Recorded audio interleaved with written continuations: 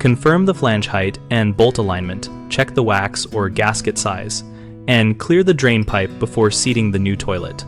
Measure the flange so it sits no more than 1/4 inch below finished floor level and no more than 3/8 inch above it, because too low or too high creates compression or gaps that cause leaks.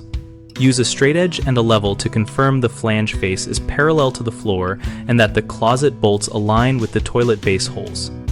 If not, use a flange spacer or offset bolts to correct alignment. Match the wax ring or wax-free gasket diameter to the toilet horn and pipe size, and choose the thicker wax ring when the flange sits below floor level.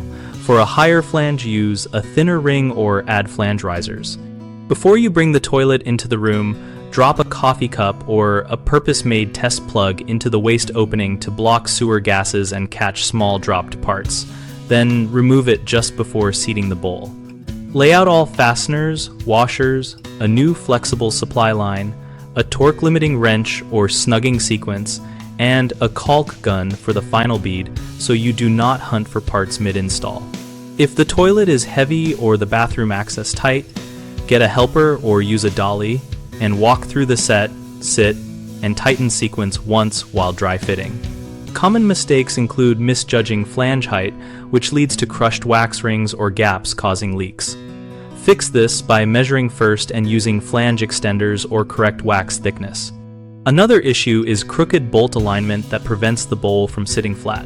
Resolve by dry fitting the closet bolts and using washers or repositioning the flange before applying wax.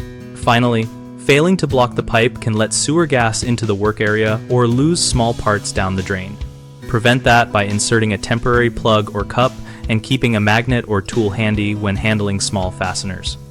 On bighomeprojects.com, we help homeowners locate trusted local contractors, and contractors find work by sharing listings and project posts that connect people.